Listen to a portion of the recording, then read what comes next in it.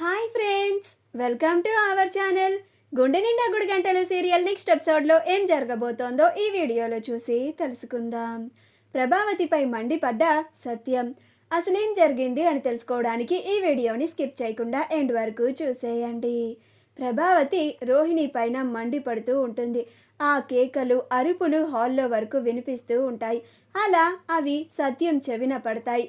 అప్పుడు సత్యం, ఏంట్రా బాలు, పైనుంచేవో అరుపులు వినిపిస్తున్నాయి అని అంటాడు.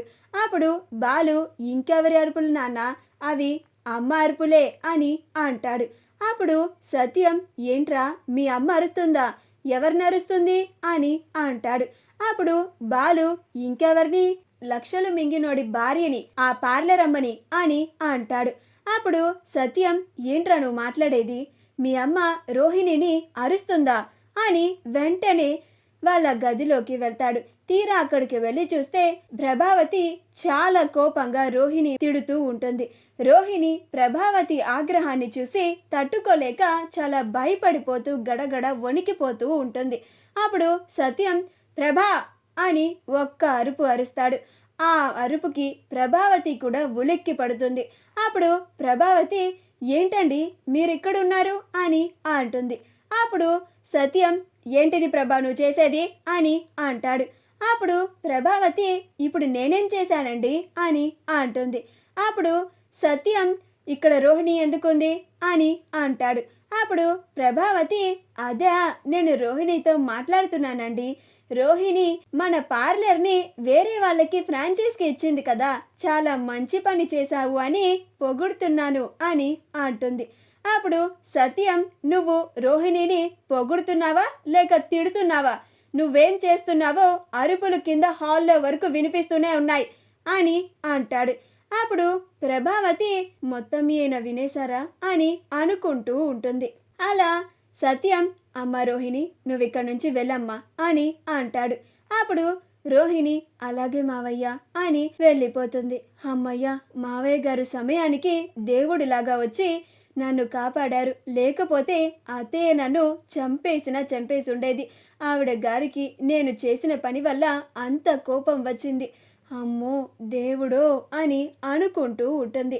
అలా సత్యం, ఏంటిది ప్రభా, అమ్మాయి మీద అంతలాగా విరుచుకుపడుతున్నావేంటి, పాపం నీ అరుపులకి నీ కోపానికి ఎంతలాగా భయపడిపోతుందో చూడు అని అంటాడు. అప్పుడు ప్రభావతి, మరింకేం చేయమంటారండి, పార్లర్కి నా పేరుని తీసేస్తుందా, వేరే వాళ్ళ పేరుని పెట్టుకుంటుందా, వేరే వాళ్ళకి పార్లర్ని ఫ్రాంచైజ్కి ఇస్తుందా, ఈ ప్రభావతి అంటే ఏమనుకుంటుంది, ఈ ప్రభావతి మరీ అంత తేలిగ్గా కనపడుతుందా తన కళ్ళకి అని అంటుంది. అప్పుడు సత్యం, కోడలు ఏమి చేసినా కానీ ఆలోచించే చేసి ఉంటుంది, నువ్వు ఇలాగా అర్థం చేసుకోకుండా ఎందుకు కోడల్ని అన్ని మాటలు అంటున్నావు అని అంటాడు.